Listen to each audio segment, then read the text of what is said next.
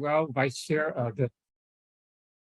All right, good afternoon, good morning, good evening, wherever you may be. Hi, my name is Kevin Bagwell. I am the Vice Chair of the Asian Pacific Islander Interest Group. You may know me from some places such as Zoom, Google Meet, or the website at APA.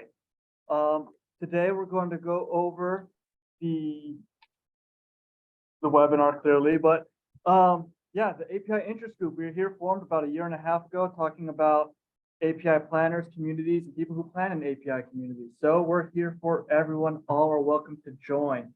If you haven't joined, there is a link I'm putting into the chat. You take a short survey and you will be able to be a part of the group, get our fun emails, and be part of more webinars just like this. This is the second in a 4-part series. So on our website, we do have the previous session as well as other webinars that are available for CM credits.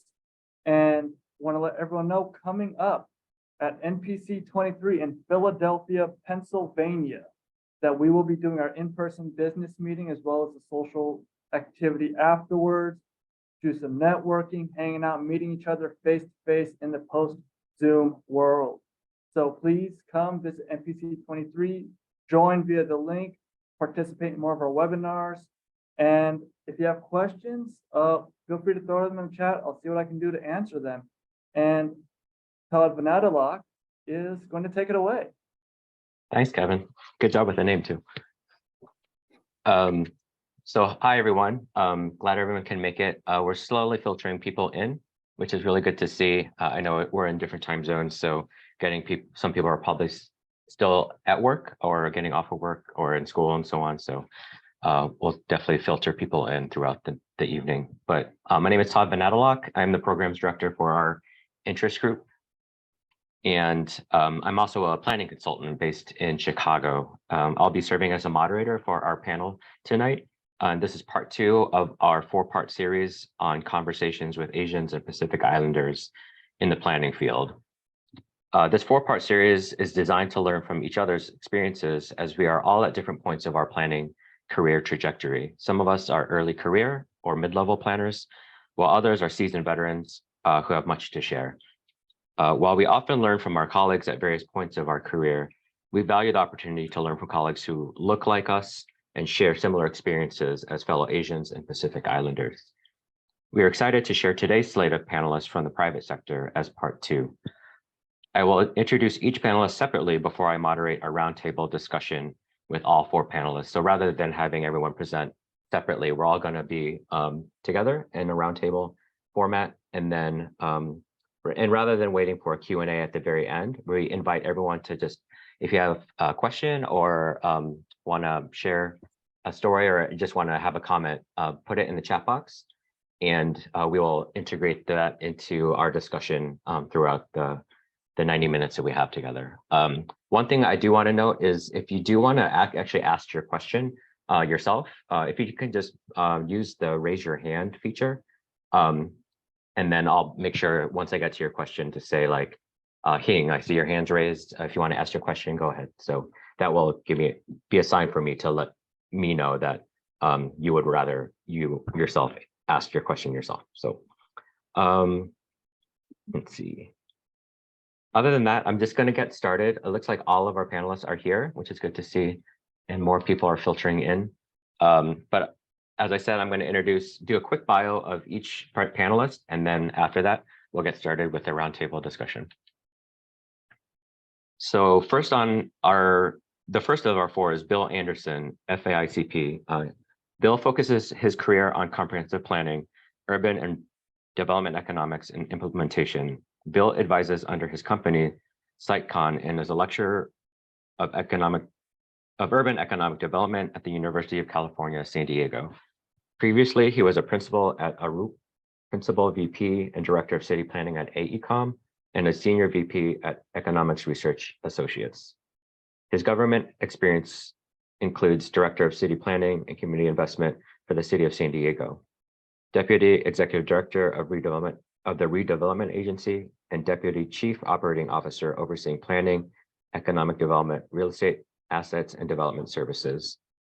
From 1995 to 2003, he served as a member/chair of the San Diego's Planning Commission. As an FAICP, Bill was also president of the National APA from 2013 to 2015. Bill received his BA from Claremont McKenna College and master's degree in city and regional planning from Harvard University. Our second panelist is Simran Malhotra, AICP Associate AIA. She is Vice President and Principal at Ramey and Associates, an award-winning planning and urban design firm in California. She leads the firm's Los Angeles office. With a background in planning, urban design, and architecture, Simran brings a distinctive design perspective to all her projects, leading to the creation of vibrant, attractive, and thriving places. Simran is currently leading the preparation of several general plans, specific plans, zoning codes, and objective design standards. Prior to working at Ramey and Associates, she was a principal at a small planning and urban design firm in Pasadena, California. She received her Bachelor of Architecture at the School of Planning and Architecture in New Delhi, India, and her Master of Architecture in Urban Design at the Harvard University Graduate School of Design. Simran is a member of the California Planning Roundtable. Also noted in our winter newsletter, so if you are on our mailing list, you probably got the newsletter last week, but Bill and Simran, the two panelists that I presented just now, they're both facilitators in the ongoing 6-month-long 2023 California Planning Roundtable Leadership Academy. Anandita Mitra, AICP, has spent her 30+ year career as a land use planner, green building architect, urban designer, researcher, educator, and an energy and equity activist. Sustainability has been at the core of her company, CREA Affiliates LLC, headquartered in Seattle, Washington. Much of her work lies at the intersection of land, water, energy, food, human health, and equitable opportunity for a number of large infrastructure projects and land use plans. She introduced several topics at national APA conferences, including embedding sustainability into comprehensive plans, measuring progress using indicators, tracking a municipality's carbon footprints, and planning for equitable outcomes. Excuse me. She has a master's degree in city planning in the University of California, Berkeley, and a Bachelor of Architecture from the School of Planning and Architecture in New Delhi. And our fourth speaker tonight is Yuchen Ding, AICP Lead AP and D. Yuchen is an associate planner at Tesca Associates, Inc., a community planning and landscape architecture firm in Evanston, Illinois, just north of Chicago. Prior to joining Tesca last year, Yuchen served the village of Plainfield in suburban Chicago, where he worked in the heart of a growing community where Yuchen was able to manage a full array of planning cases, serving as staff liaison to the Plan Commission, Zoning Board of Appeals, Historic Preservation Commission, and Board of Trustees. While pursuing his master's degree in urban planning with a concentration in physical planning and design at the University of Michigan in Ann Arbor, Yuchen interned with the cities of Ferndale and Dexter in Michigan. Prior to his time in Michigan, he graduated from the University of Illinois at Urbana-Champaign with a Bachelor of Arts in Urban Planning and a minor in Landscape Studies. Growing up in Shanghai, the largest city in China, Yuchen's life experiences have cultivated a deep interest in planning and design and a persistent passion to remain on the cutting edge of new practices in the field. Yuchen is certified by AICP and is LEED certified as well. So that's just a taste of our four panelists. Their bios were actually a little bit longer, but since this is a roundtable, I wanted to give them an opportunity to share more about themselves as the questions kind of filter in. And again, I invite everyone to, as the roundtable goes on, to ask any questions that may pop up in your mind, put it in the chat box, and mark your hand with the raise hand feature if you want to ask your question yourself. And I'll call on you once I get to the questions. But to get started, I do have a few starter questions as questions come into the chat, but maybe I'll throw a more easier question to start us out to the panel. So how did you first learn about urban planning, and what led you to pursue a career in urban planning? And this can go, and any one of the four can jump in.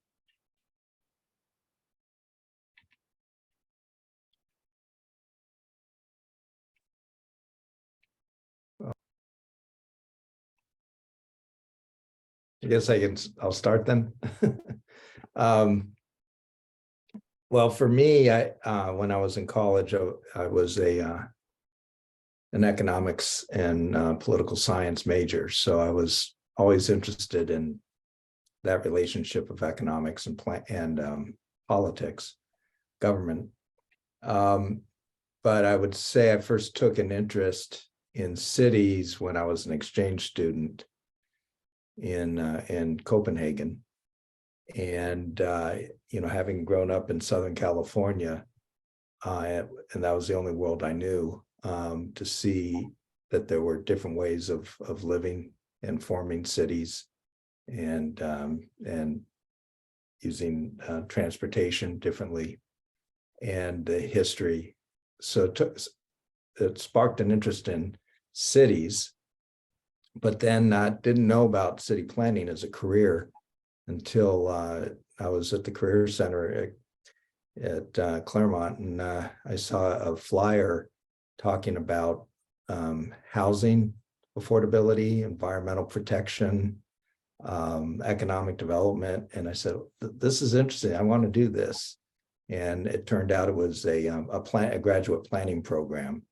And that's where I saw that there was actually a degree in urban planning. So, because I was debating between that and public policy, but I saw urban planning being more specifically applied, and so I applied to grad school for urban planning, and that's where I learned there was also a profession that came with the graduate degree. So that's how I fell into it. It was really along the issues, more so than a profession specifically. I can go next. Well, thank you, Todd, for hosting, and everyone for joining us today. So I grew up in India, and I was a military brat, and we moved around a lot across different cities, and you got to experience how different cities were. So many cities in India are organically developed, but then we also lived in New Delhi, which is designed by Edmund Lutyens in the 1700s and 1800s. We lived in Chandigarh, which is designed by Corbusier. So growing up, I experienced how different cities were and how they were planned and how that affected how people actually lived. But I really wanted to be an architect when I grew up, and that's what I wanted to study. And I went to got my undergraduate degree in architecture. But as I went through the program, I realized I wanted to do more than design just buildings, which are essentially objects. I wanted to see how buildings work together to create a city or a place, and which led me to exploring urban design and urban planning programs, which got me to a master's degree at Harvard, where I focused on urban design. Urban planning and urban design kind of, in my mind, go hand in hand to a great extent, which is what I practice now. But that led me to my degree, and then continued on with the career I've pursued since. I'll jump in. Thanks again, Todd, for hosting this. And thank you all for making time to join us in this conversation. I had a chance growing up to travel first from India through Europe and the Middle East to the US, and then from the US back to India via Asia. So at a very early age, I was exposed to a number of cities, and thanks to the eyes that I viewed the cities, the eyes of my mother through which I viewed the cities, I really became aware of the different cultural aspects of the cities and how that was embedded in how the cities felt and were designed. So very early on, I had a passion for the urban environment. I was in Delhi pretty much the same time as Simran, and she might remember during the late 70s and 80s, Delhi went through a transformation from being a garden city into a really high density, bustling, crowded environment. And I think that that really piqued my interest. And I almost made a mental note of, never shall another city go through this again, because I lost the beautiful Garden City that I remember from my childhood. And when I left in the 90s, early 90s, it was a chaotic, congested, polluted city. So from then on, I've been very passionately following city trends, and given the opportunity to get a planning degree and then work in a number of areas around the country, from rural America to dense urban America, my passion and interest in city planning continues.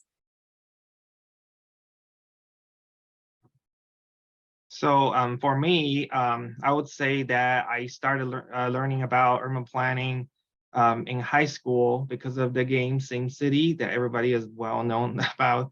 But before this game, I knew that I liked geography. I've been loving geography throughout my elementary school and junior high and into high school, but I wasn't quite sure what I want to do with geography.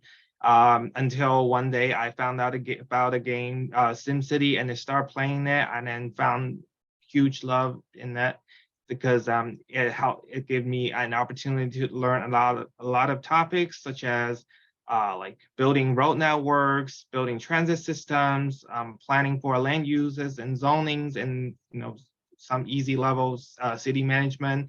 I found that this is the area that I want to continue studying and ultimately want to pursue my career.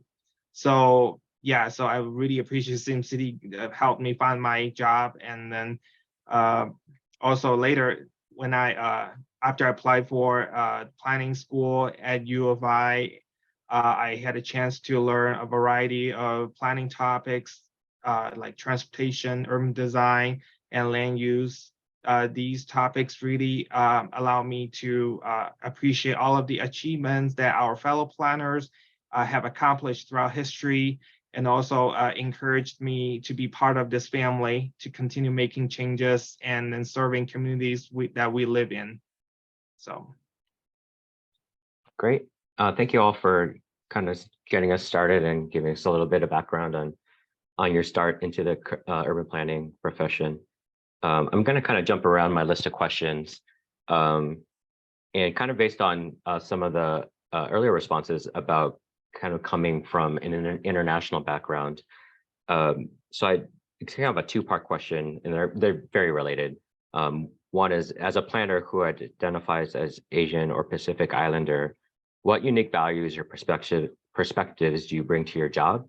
And then kind of related to that in some ways is, has the immigrant experience, whether it's your own experience or your parents, grandparents, et cetera, how has the immigrant experience helped shape your perspectives and approach to planning? And again, I'll open it to the floor.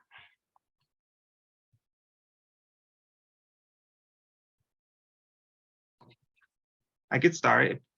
So as mentioned earlier in bio, I grew up in Shanghai. It's a city with 20+ million people. My 18 years of living in my hometown really taught me a lot of elements about a city, such as a good transportation network, and then what a walkable and convenient neighborhood should look like.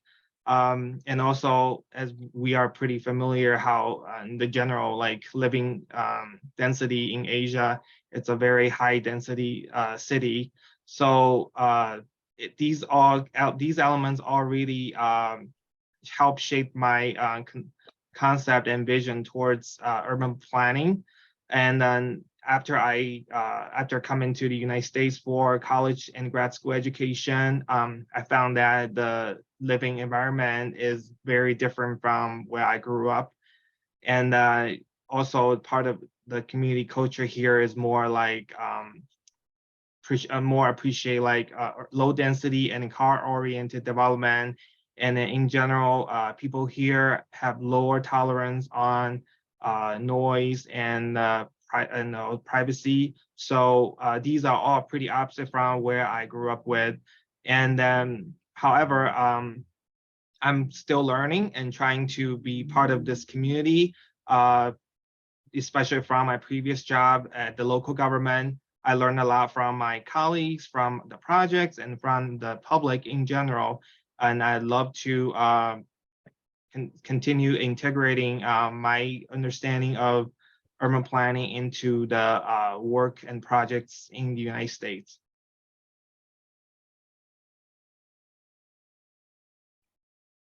You know, mine has been a bit different because I'm half Filipino. So my mother was the immigrant. She was born in the Philippines, and I met my dad after World War II, and then they moved here. My dad, though, he was Scottish, German, English, French mix, and his family has been in the U.S. since the 1730s. So that's where the name Anderson comes from. So so there was a lot of in their era, particularly a lot of assimilation, and I can't say I've really experienced much discrimination in being in a place like Southern California, which was so diverse, except the times I have, it's because I was mistaken for another ethnicity, and which was interesting. As Chicano, Alaskan, Japanese, Native American, and Chinese, and so so it's been kind of a peculiar situation. As a consultant on the private side, it's actually enabled me to work in a lot of different types of communities and contexts rather comfortably and be accepted in those contexts. And so it's been, I would say, more of an asset than a liability.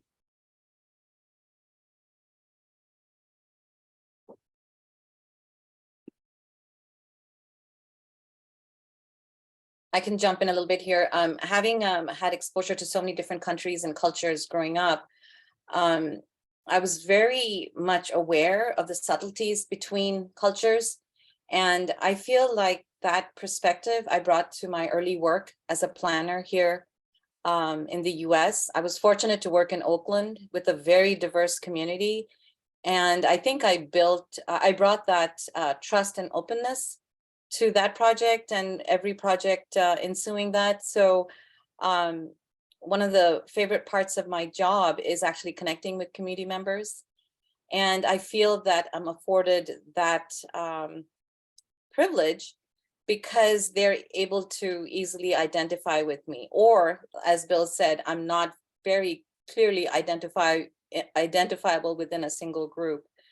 So I feel like that perspective was an advantage, but a perspective that I brought that I struggled with a lot for the first 10 years is when I learned that zoning actually limited the number of people living in a house. And coming from a culture of multi-generational families, I never asked the question, but I wondered how that was accommodated in zoning. And it's only recently, I think, a couple of communities I ran into that are removing that and encouraging multi-generational living. So that was kind of a bit of a shock when I started doing planning. And the other thing that I struggled with initially, especially when I moved away from the West Coast and started working in the Midwest, where mixed use zoning was rare and not easy to advocate for. It was very interesting for me to live in and work with communities that were, had a single use for acres and acres and acres. And even commercial was generally just a single use commercial, and it wasn't the mixed use development that I saw in all the other countries that I traveled in the past. So I think those three perspectives were very interesting, and I'm just thrilled that now the profession seems to be coming around to kind of accepting those international trends in the US.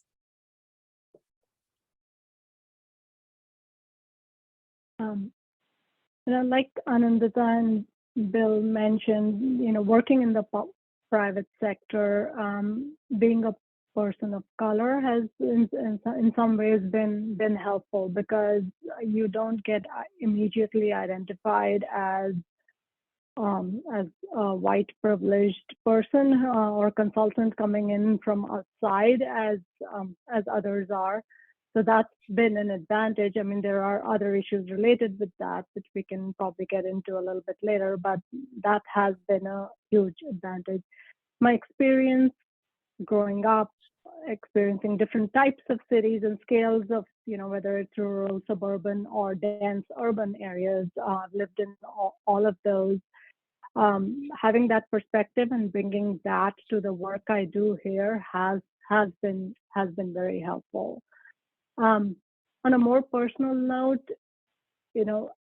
being identified as a minority in this country has led me to also understand or be more empathetic towards the more disadvantaged communities we work in, and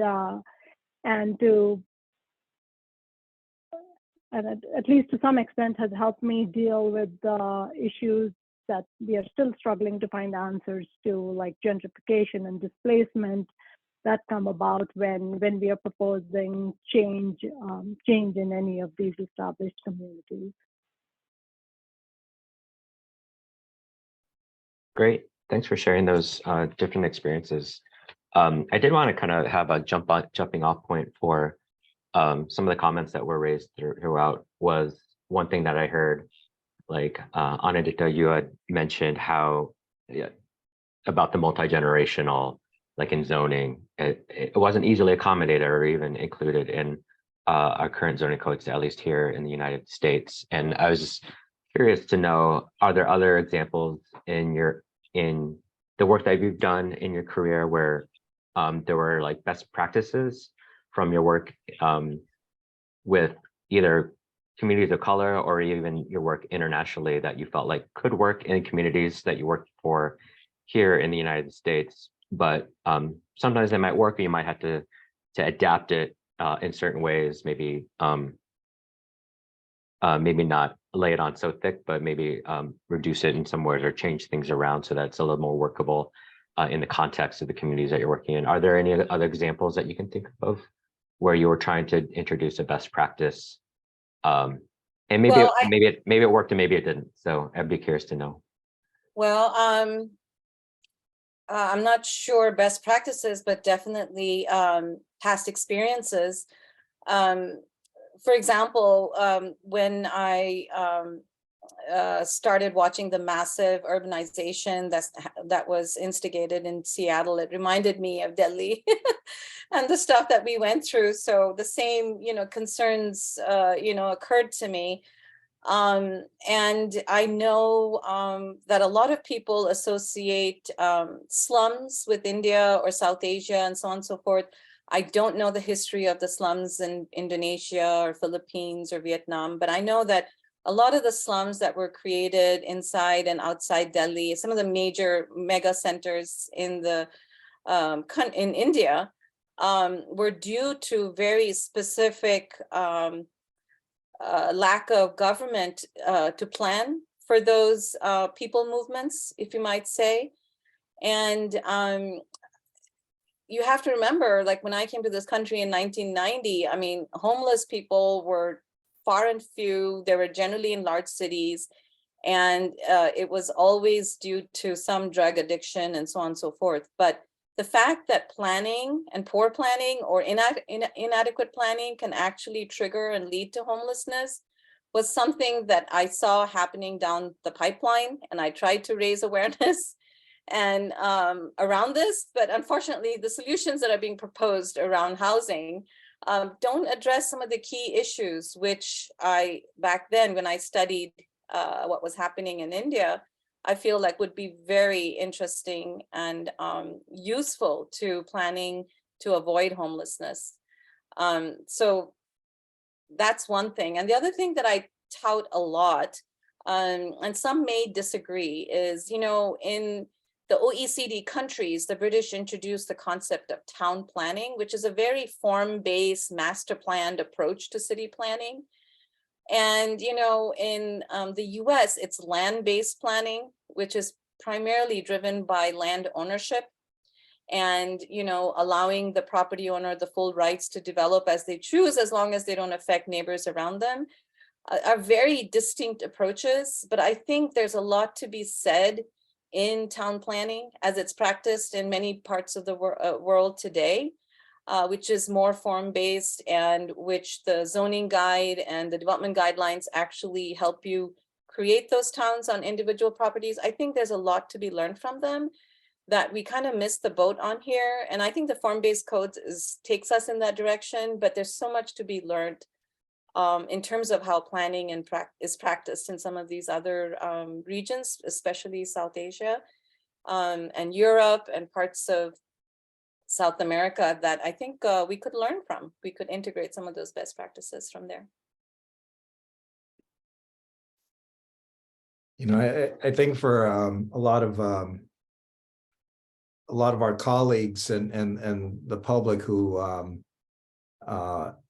aren't Asian or didn't have as much exposure to different Asian cultures, one is there a tendency to just put all the Asian cultures into one category as Asian, right? And we all know how diverse it is. And, but the other is presuming that we want to live a certain way, right? I mean, it used to be, well, okay, well, the Asian communities, they'll want higher density, you know, like you might see in an urban Asian, some Asian cities, and or their perception was the, you know, the Chinatown they saw in San Francisco, and so they wanted. I remember having a head of urban design for a redevelopment agency, and they were trying to preserve a historic Chinatown in San Diego, and asked me, Bill, what does it take to have a successful Chinatown? And I said, well, it helps to have some Chinese people. And so it just didn't, it was everything about the stereotypes really of the culture.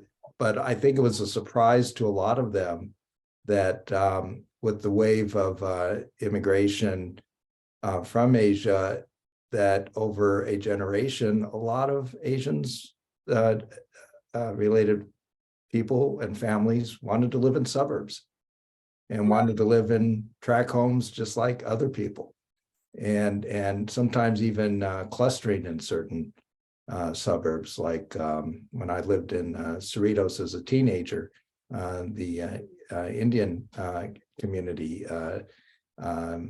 really got anchored in Artesia, which when I was growing up was a Portuguese community, or Vietnamese in Garden Grove, or in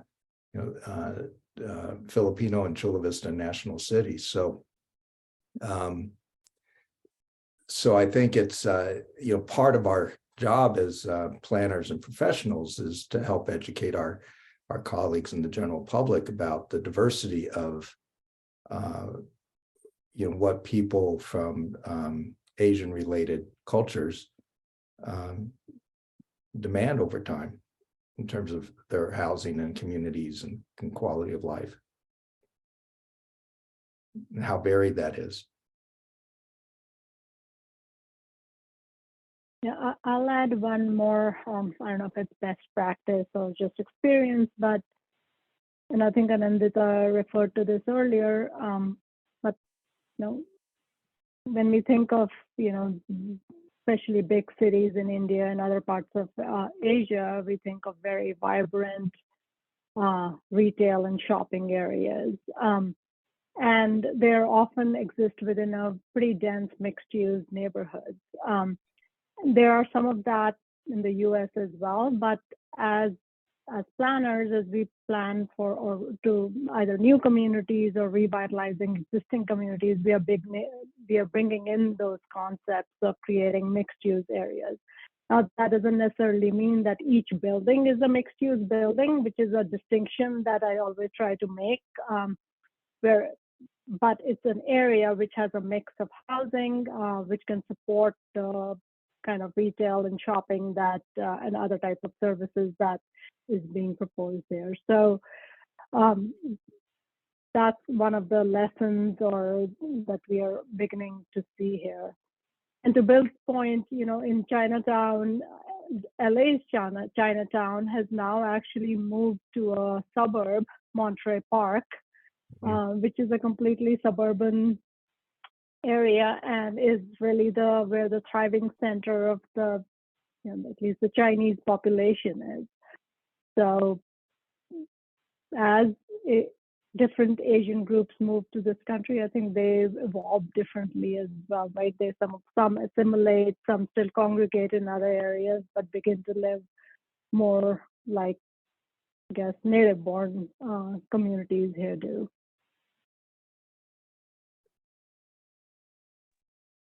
And perhaps something where we can help our friends and families who are Asian, and especially new immigrant populations. And we get a lot of that in San Diego because we're a receiving area city for new immigrants.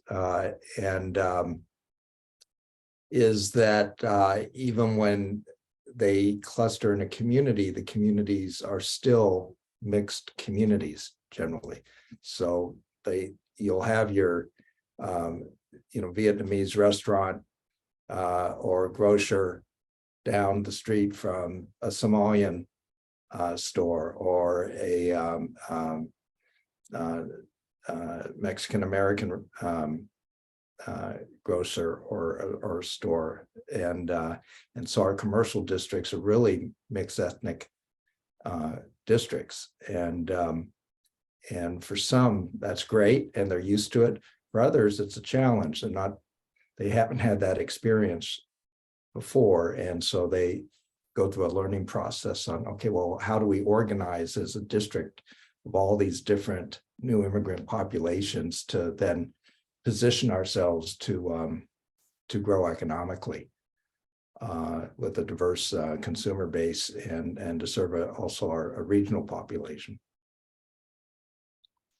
Yeah, it's a really good point, Bill. The fact that a lot of the kind of the ethnic enclaves or communities of color grow organically, a lot of it's based on the immigration patterns and kind of seeking out communities that you're comfortable being with, and then going to Simran's point where Chinatown in Los Angeles moved to Monterey Park. In a similar fashion, Koreatown in Chicago built up along Lawrence Avenue on the north side of Chicago.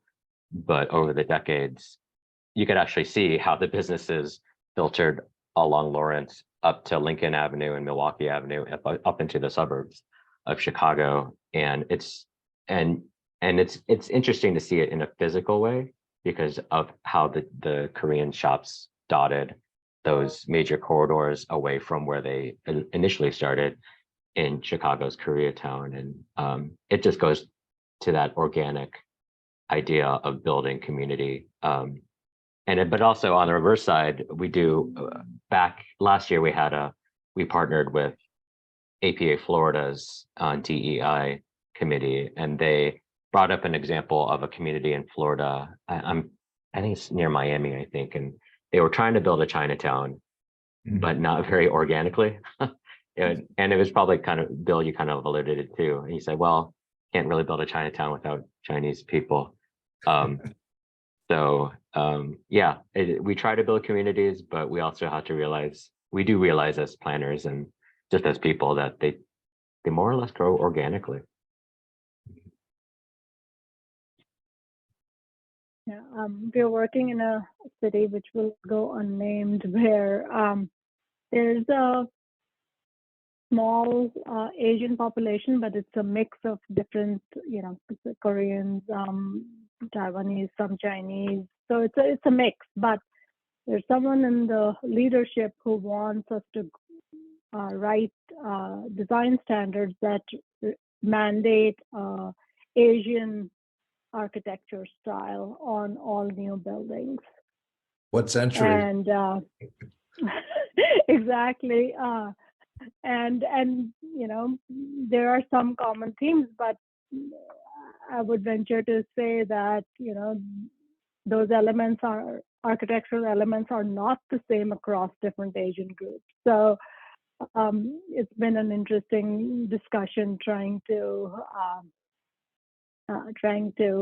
educate that this is actually grafting on fake architectural styles is actually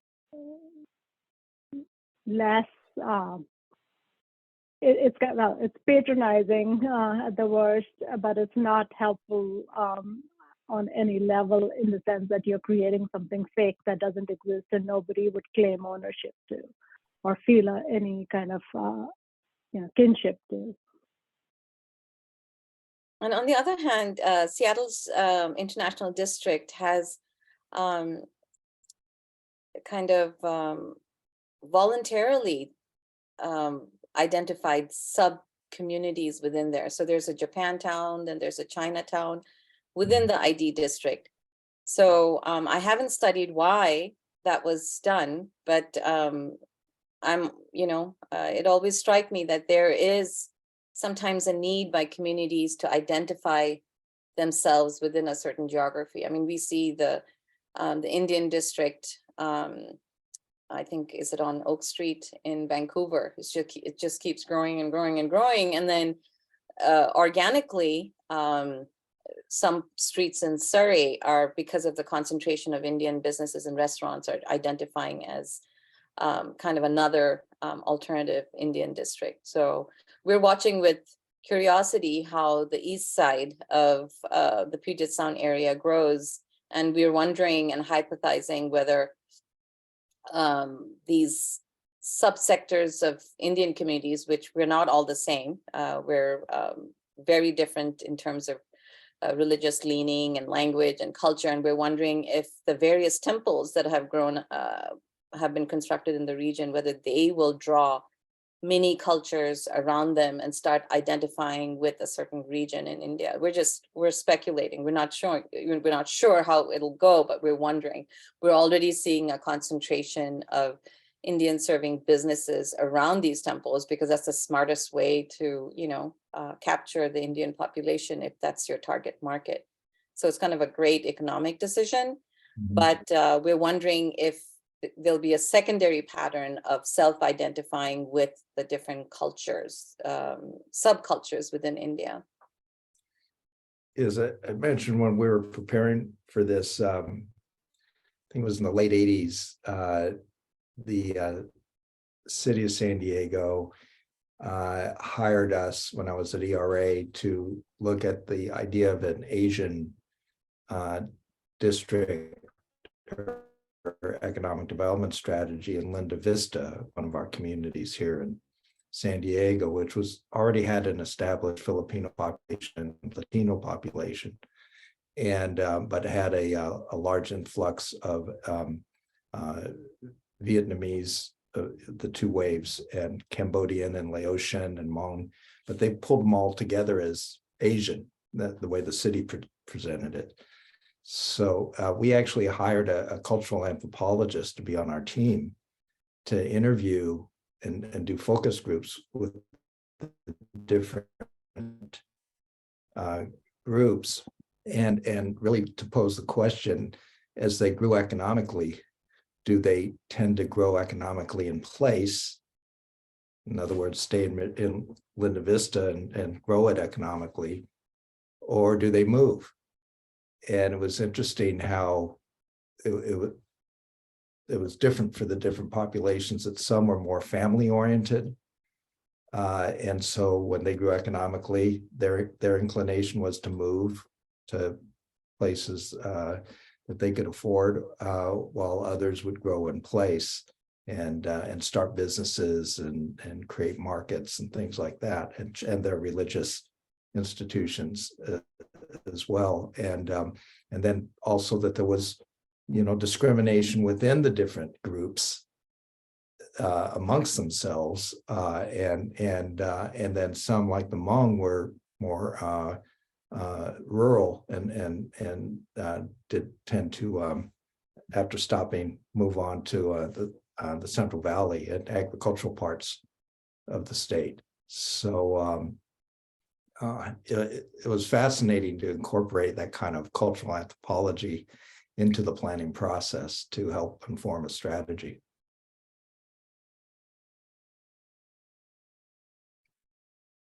I mean, Great. that is interesting. The South Park neighborhood in Seattle, when we were doing research around it, it's had different minority concentrations over the generations. If that was the first Duwamish settlement, they were gradually replaced by concentration of, I forget the sequence, but I think there was a wave of Chinese residents who took over that area, and then there was a majority of Japanese, and either before or after the Japanese, there's an Italian community, and then now it's predominantly Hispanic, and they're being heavily gentrified out. So probably it'll go back to being any other neighborhood in Seattle.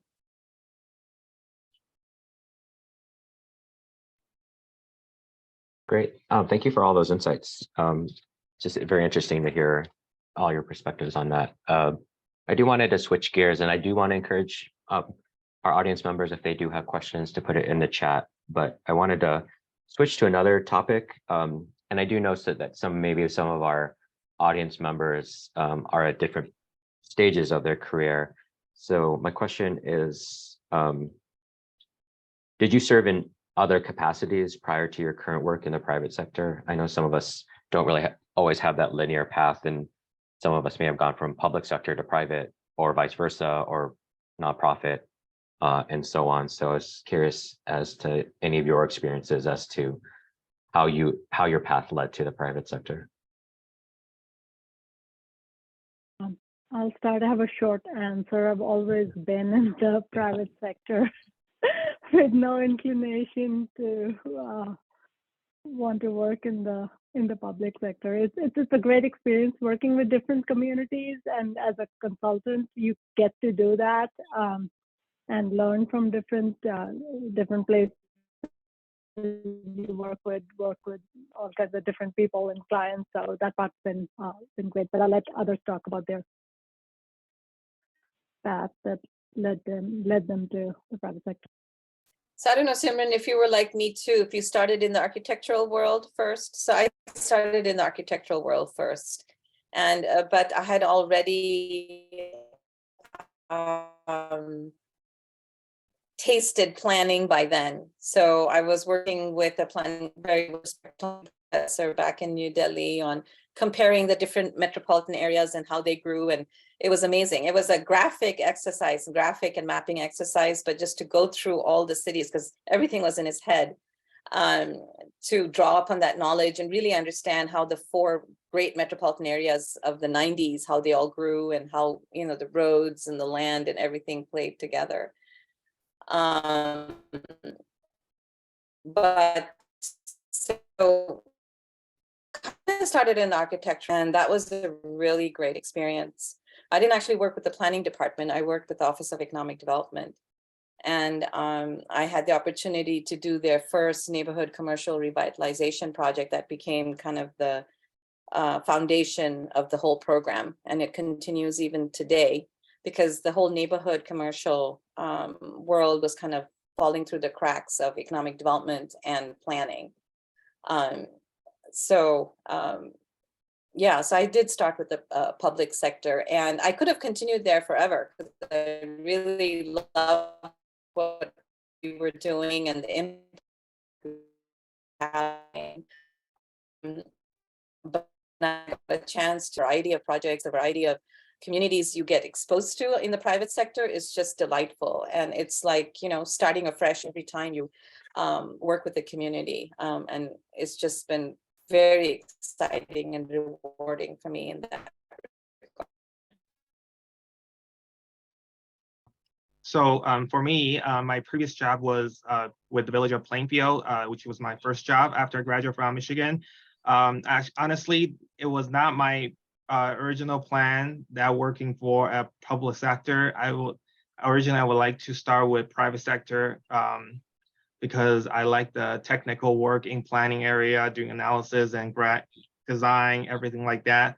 But the reason I chose the Village of Plainfield's offer was because I would like to jump out of my comfort zone and embrace something that I was less familiar or felt comfortable with, which was customer service and communication related.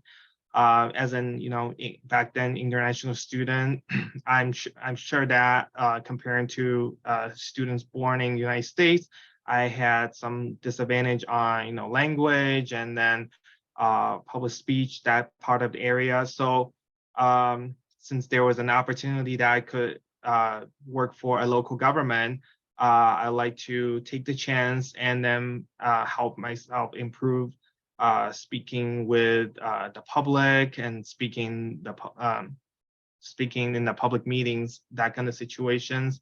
Over the 4.5 years working in at the Village of Plainfield, I felt like I really learned tremendously from the residents, from the local businesses about the culture and history, and I felt like more comfortable with understanding the needs and concerns and thoughts from the residents. They are very welcoming, and then to allow me to be part of the community and the team. So I really appreciate that part of the experience in the local government. And also I learned how local government functions and the workflows are which is very helpful for me as currently working for a consulting firm. Now, I mean, after 4.5 years, I've believed that I have gained enough experience that I picture myself to gain. So I now work for Tesca, and like every other panelist have said, the variety of work in the private sector is just amazing, and I truly enjoy all of those types of projects, from transportation to park planning to comp plan, zoning ordinance updates. I just love all kinds of opportunities, and also working with a team that is also keen on planning and design is just so enjoyable, because I always believe that you have to love your job in order to perform well or produce great work. So I'm grateful, and I'm just happy that I currently work for Tesca Associates. Right. Even though I went to in graduate school in planning at a school of government, the Kennedy School of Government, our emphasis was planning for economic development. And so I started with a private firm that I ended up being with for 23 years, Economics Research Associates in Boston. And then after a couple of years, transferred back home to Southern California, LA, and then started the office in San Diego. But during that whole time was still working nationally and internationally. So what was great about it was that really, because of the diversity of projects and locations, every year was like having a different job. So I never really got bored, because I wasn't doing the same thing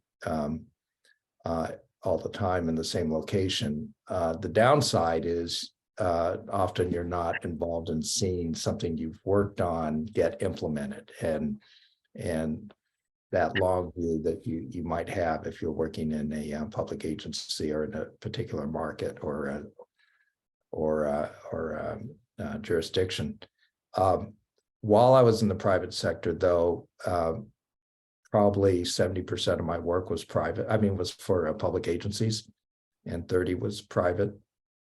And I always kept a hand in wanting to do public purpose things. So I got involved as a volunteer with advocacy groups. I ended up serving on the Planning Commission and chairing it. And after a couple decades with the new mayor, he asked me to be planning director.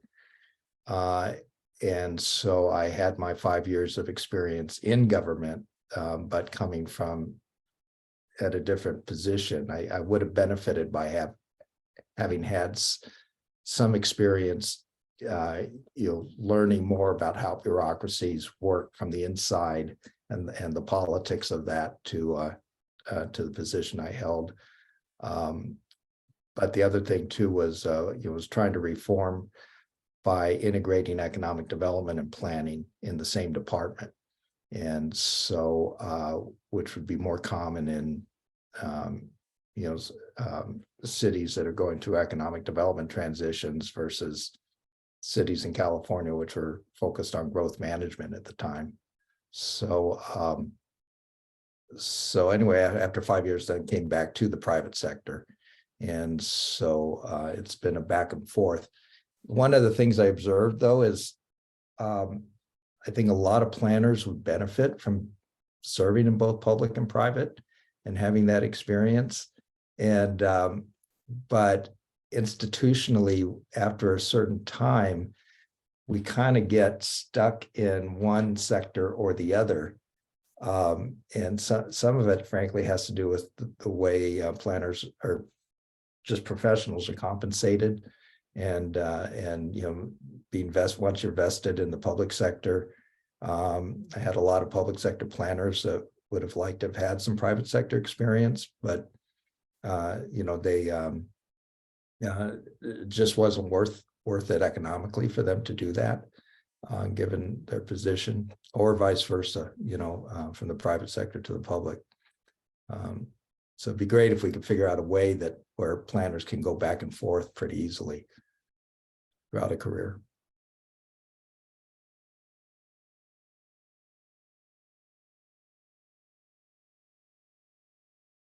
Todd, you're muted. You're on mute. I am on mute. You would think I would know how to do that. So we do have a question in the chat from Wesley. Wesley, I'm not sure if you wanted to ask your question yourself. I'll give you like 5 seconds if you do want to ask and unmute. Otherwise, I can ask it for you. Sure. Yeah. I mean, I can repeat it. I mean, first of all, thank you everyone for speaking about your experiences. I was just curious, as consultants, is your work focused really in the regions you're based or in the states you're based in, or does your work really, span different municipalities, different states, different geographies or cities?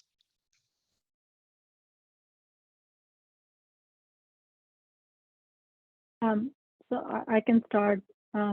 At Ramey and Associates, our work spans the country. A lot of it is focused on California because there's so much planning work to do here. That's primarily why, but we have work in Hawaii, Indiana, Washington, D.C., Texas, etc. So we've done work across the country. My projects are both in Southern California and Northern California. The Hawaii projects end up going to the boss.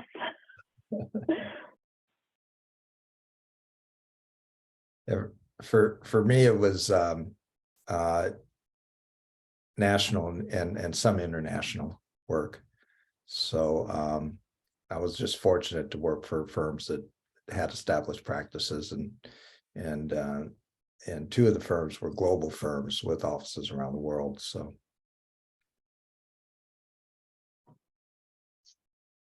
So for Tessica Associates, I would say the projects are heavily based in the Midwest area, I would say, like Chicagoland, Wisconsin, or like Indiana and Michigan that is near Chicagoland. I know that we also have a couple projects like in Iowa and North Carolina. So yeah, that's what I learned about.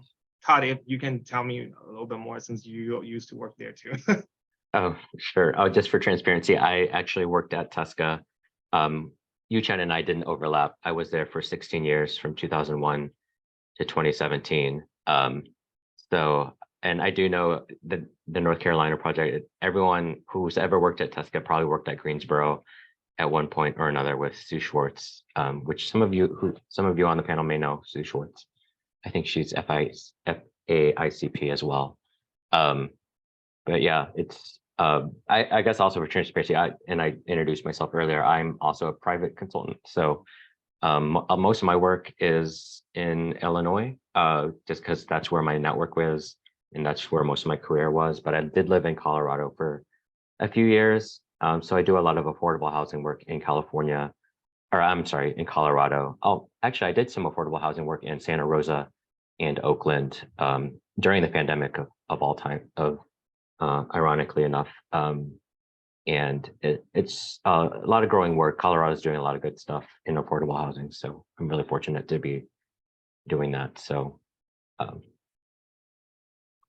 just looking. Yeah, and I want to round up that answer. But yeah, I did work previously in California for several years and then in the Midwest for several years. And right now our practice is pretty much focused in the Pacific Northwest, and we are branching out to Colorado and Arizona and some other states. You know, one thing I found is a choice you make is I notice some of my contemporaries as planning directors of cities and larger cities, they were able to advance going from city to city around the country.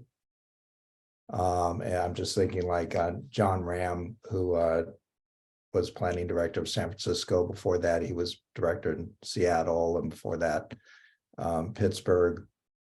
Or Gil Kelly, who went from Berkeley to Portland to Vancouver. But you have to be willing to move to do that. And some of us in our families really don't want to move. So that's where consulting comes in. If you do want to get some geographic diversity, sometimes the consulting's a better route for getting that career diversity. But if you do want to move and like that experience, and your family, shares that, then there are a lot of opportunities of moving around the country from city to city. Good point. Just looking at the time, we're at 6 past the hour, wherever you're at. So we have about 24 minutes left. So do invite people to put their questions in the chat.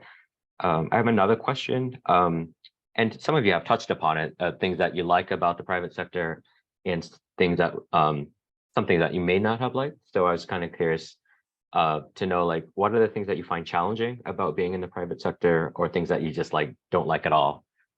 Just we're in a safe space, so you can be honest about your answers. So, and I'm sure like in the private or in the public sector or nonprofit and so on, there's things that people love, things that they don't like as much and find challenging. So just curious to see what you all have experiences with. Why don't you start us off, Todd? And I'm wondering how much of a safe space is this, if this is going to be publicly available on YouTube. So yes. True. You're in a safe space for the next 24 minutes. Why don't you start us off, Todd?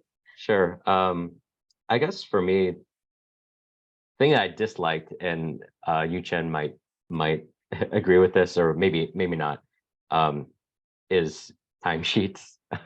Because I think it's and I think probably, I don't know, maybe public sector has this too. I just don't have the experience to answer that question, but I do know that just keeping track of your time. I understand why we do it, but it can be a challenge sometimes to say, like, if something took 6 hours when you only really had 3 hours allotted to you, it's like, well, it really actually needed those 6 because of whatever reason. So I always found that challenging. I work for myself now. I'm an independent contractor, so I still keep timesheets just to keep myself honest, but I'm not strict on myself either. So Yeah, Todd made a great point about the timesheet. That's a pretty new thing for me since I just joined Test for about a year. So I'm still learning about the time management, and then which is also related on budget control as well, because that is very different from public sector job, is that everything every minute represents money. So we also have like like hourly rate kind of stuff. So we want to make sure that our hours are used wisely to make sure that the project is completed under the set budget. Also, yeah, the timesheet wise, we gotta make sure that it's filled timely to make sure that the hours is billed to our client. So these are pretty different part from where I used to work for at the village government, which is pretty standard, you know, like 9 to 5 kind of schedule. But I know that at the public sectors, we also have required like time frame in order for like responding public inquiries and phone calls and so forth, which usually about like 5 to 7 business days. So, but still, that's a pretty different kind of time frames for completing work. In private sector, it can be hard managing your schedule because you do get clients with different deadlines, and some are long-term projects you can sort out, some are just quick turnaround projects, and so in order to maintain keep your clients happy, you know, you need to try to meet their deadlines, and so that can be challenging sometimes and stressful for staff. Not all clients are mission driven, so sometimes that can get a little annoying. But if you're working in the private sector, let's say for a nonprofit, you know, you're working for an organization that is mission driven, but that can be a challenge. Also, you know, the proposal process, you know, you can spend, I don't know what you all saw as a rule of thumb, but let's say you win a third of your projects that you pursue, just because, you know, there are other talented firms out there, so maybe you win a third of them. That means 2/3 of your time spent on proposals. While it's interesting, creative, you get something out, it doesn't actually result in a deliverable work, planning work. And so some of your time is spent doing that, you know, versus, you know, if you're working for a mission-driven organization or have that kind of role in a public agency. See, I started Korea with a very value-driven purpose. So we didn't want to be the typical consulting firm that just responded to any RFP that was out there. We do a lot of due diligence and kind of shortlisting the clients and the projects we go after. But that's probably, yeah, like Bill says, you can spend so much time and actually, you know, finding those projects, building those relationships and winning that work, that sometimes it can get really exhausting. So that's probably the part that I least enjoy. I mean, I remember my days at the city of Oakland where I could take my own sweet time on this project, you know. I just had a loose deadline of sometime in the fall, finish it by sometime in the fall. And that's just a wonderful, you know, environment to work in versus, you know, like Yu-Chen mentioned, you have to manage your budget, you have to manage your staff time. In between, you have to develop good proposals and do interviews and, you know, so it can get overwhelming sometimes. I think the other panelists have touched on, you know, all the major downsides of being in the private sector. But you know, one thing I'd add is, and I think Bill alluded to this a little bit, when you have multiple clients, which hopefully you do, you know, each one of them wants to be treated as if they were your only client, and you know, and that's the service you want to offer them. But to manage multiple clients, multiple deadlines, as well as other things that are going on, can be exhausting at times. In addition, you know, and we talked about proposals, right? Again, you spend a lot of time developing good proposals because you're you want to do good work, and in order to do a good proposal, you have to do your due diligence. But then when you don't win that proposal, that's time that's gone, gone for naught. As you get into more leadership positions at firms, and all the running of the firm, which most firms, especially small firms like mine or Anandita, yours, you don't have a whole staff that's there to take care of the running of the office. You're doing it all with support from others like you, and so that adds on another dimension of work that folks in the public sector don't have to deal with, because there's the whole finance department and HR department and so on, which small firms don't tend to have. Big firms do, but small ones don't.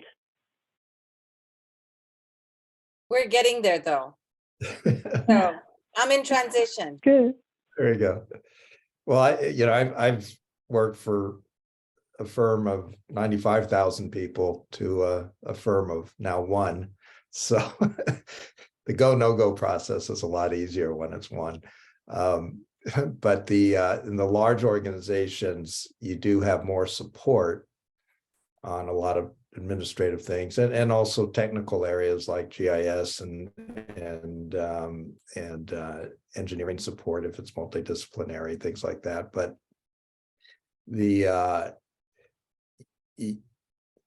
one of the other distinctions is I think companies that are publicly traded versus companies that are privately held by their principals.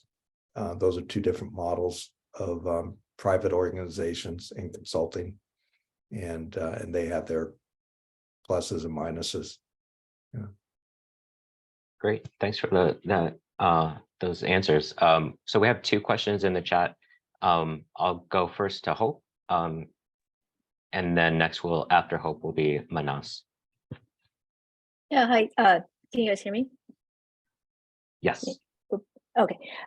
Thanks for all the panelists. I was just wondering, since you graduate from planning school, what would you say are some of the most useful skills that you've learned in your professional life?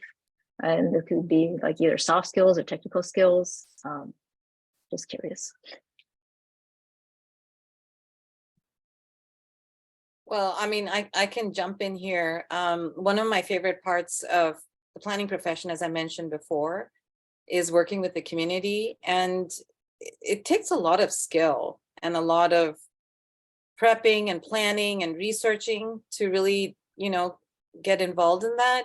And if there was a course in planning school, I missed it. But I wish there was, because I had to, at my first community meeting, I had to kind of figure out how to engage the community. And I had a wonderful boss who just let me do whatever I want. So we really did some really creative things to engage the community. And I kind of created my own template for that. But I think it would have helped not only myself, but other planners if planning school, taught just the great skills of communications and engagement with the public. Yeah, Go ahead. I'm sorry. So yeah, I would say public engagement and public service is pretty important skill set, I would say, that I wish the school could teach more, because after I started my career with Village of Plainfield, I learned that like how to communicate with the average residents about a planning issue, or answer their inquiries in a plain language that everybody understand, is a different type of task than the writing like a school paper or giving a presentation in class kind of situation. You have to understand what they don't understand, what their frustration is, how I can solve your problem without breaking the zoning ordinance or sign code, how I can explain the whole flows, explain the applications, so that we don't go back and forth constantly. So I learned a lot from all of these years with the village. And I think if we can have more education on communications with the public, that will be really helpful for us, not just for the planners working for the public sectors, but also for private sector planners since sometimes we will have continuing services with some municipalities. So I think that will for sure be super helpful as well. Yeah, I was gonna say, you're not gonna learn everything in grad school that you need. So anticipate that it is a, take classes over your career to, on skill sets that you didn't get in graduate school. I mean, you're not taught how to manage a business often in graduate schools, right? Or personnel management. The soft skills, not just with the public externally, but internally within an organization. Maybe because I'm the economist planner, I know how to use Excel in a spreadsheet, because that will come in handy through a career. Learn a little bit more about design and working with the other disciplines, because sometimes I've seen planning schools kind of train their graduates to dismiss some of the other disciplines as not being maybe broad enough or thoughtful enough or creative enough, and vice versa, seeing the other disciplines have that attitude as well about planners. So, but everything is multidisciplinary, and increasingly it requires an integrated approach, and it's important to learn about and appreciate the other disciplines, not to be experts at what they do, but to know what questions to ask. And so, and that's just something you build up over your career. I'll briefly add here, totally agree with what you said, Bill, and others too. In grad school, or as you learning about all the other professions that you must collaborate with to create a place to do the work we do is really important. So having some basic understanding of what civil engineers do, or economists do, or transportation planners do, or traffic engineers do is really important. And learning all of that can happen in grad school, or it can, if it didn't happen there, would be good to learn that early in your career. Now, I ended up taking classes in real estate and economics in my graduate degree, and that really actually helped in understanding how development actually works. When we are writing zoning codes or doing general plans or comprehensive plans, it's good to know how the market works, right? Because we can plan whatever, but it has to be implemented and built in the end by somebody else. And so to understanding fiscal policy or finances, and Bill can speak to this a lot better than I, is important for all planners. Similarly, my design background helped me understand what buildings need to be, need in terms of regulations to actually be built. And so the standards I end up writing are more realistic in terms of what an architect can actually use to design, or a developer can use to, or a builder can use to build a project. Great, thank you for your answers. Looking at the time, we have about seven or so minutes left. We have a question from Manas. Hopefully I'm pronouncing your name correctly, and they're going to ask their question to you. And this might be our last question. It's a really good question. So I'll let Manas take it away. Thank you, Todd. Thank you to the panel for having such an insightful discussion here. So my question is, what is your advice for API planners that are interested in entering the private sector? I'll take a shot. Private sector is a broad term, so don't assume there's just one type of private sector. So as a planner, you can add value to a consulting firm that does consulting to public and private clients, but they have their different specialties often. And so, look at the different firms and understand what are they best at? And is that something you're really interested in? Or is it a type of firm that has just a variety of different types of engagements and and you like that variety, want to learn a little bit about a lot of different things. The other is working with nonprofit private sector organizations or advocacy organizations, working for development corporations. You know, if it's a public purpose development corporation or if it's a private development company. Are you interested in because they need planners too. And you know, do they specialize in affordable housing, or are they community development companies, or are they finance companies? So there's a lot of variety in the private side. And if you're exploring, consider all those things to find the best fit for your skill set and what you're interested in.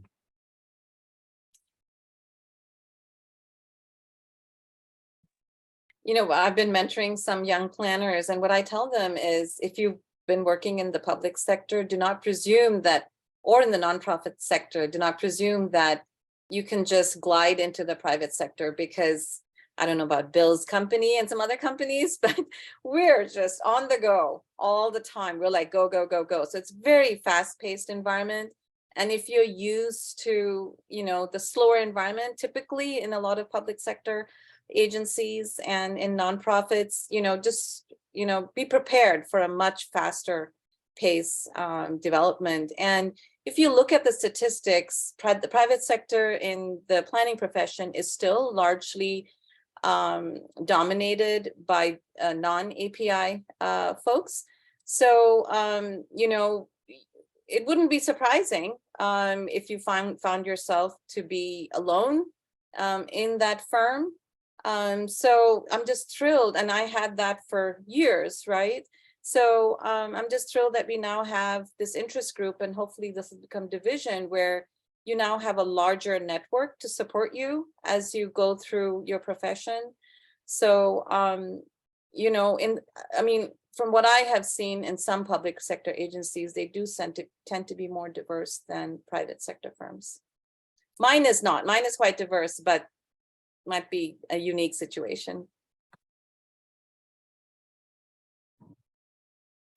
Ramey and Associates is very diverse too, and you know, we are a mission-driven firm, so, and diversity is a key component of our mission. So we look at all aspects of diversity, including background as we hire new employees. I think both Bill and Anindita raised good points about what to consider if you're trying to enter the private sector. I think the pace issue is really important, because it can be exhausting, and if it's not something you're ready for, that can be a negative. But I think more important than that is making sure that the firm you want to work for does the kind of work that aligns with your values. And you know, many private sector firms are primarily, as they need to be defined by the profit motive. But if you are more interested in doing you know, work that is related to say affordable housing, or you know, other aspects, other types of work, then sometimes there can be a disconnect, especially if you are working with private sector developers versus public agencies who have the larger communal good as the driving factor of the work they do.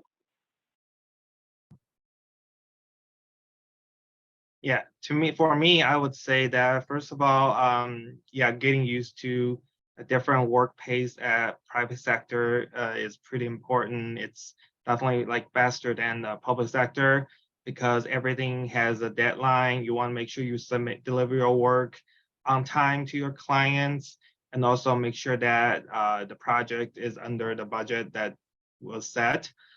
So yeah, it depends on if someone is comfortable with fast-paced work and also that kind of environment. And also, it's always helpful to have a broad interest in planning topics because you will be assigned a variety of projects. Sometimes it could be transportation, sometimes it could be affordable housing, sometimes it could be zoning code ordinance. If you are interested in willing to try different projects, I'm sure you will learn a lot at private sector because there are always new projects coming in, which will be very beneficial. You know, he raised a good point about the time and deliverables, because one of the reasons there's so much focus on deliverables and delivering it on time is that's how you get paid. That's how the money comes into the organization to support the organization. While on the public side, you know, you're supported still primarily by taxes and fees. And so it comes in whether or not you've met a certain deadline or deliverable. And so that's just part of the reason there's so much pressure on the private side. Well, great. Thank you, everyone. We are at about 90 minutes into our time. So we're at time for our day together. So I wanted to thank Anindita, Simran, Yuchen, and Bill for their time and their expertise and their knowledge that they provided us over our 90 minutes together. So thank you all for sharing your time, and also all of you who participated in the chat and just sat and listened. We know your time is valuable, and we're glad that you were able to join us today. Just two housekeeping things before I let you all go. So parts 3 and 4, part 3 of our conversation series will be academia, and part 4 will be the nonprofit sector. They may switch around just because I know that some of my academic friends, the way semesters and quarters end, having them in the spring may not work. So, but we'll send out emails, e-blasts, and you'll know when those are announced. And the last one is, if you want to look at our past programming, so this session was recorded and we'll post it to our YouTube site. I'm going to put a link to our group's YouTube channel in the chat. So if you wanted to look at part 1, which was the public sector, which we did back in November, that's uploaded to YouTube, and some of our other programs that we did last year as well. So keep track of that, and we'll hope to see you at our next session. Thank you all for your time. Thank you, Todd. Thank you, Excellent everyone. job.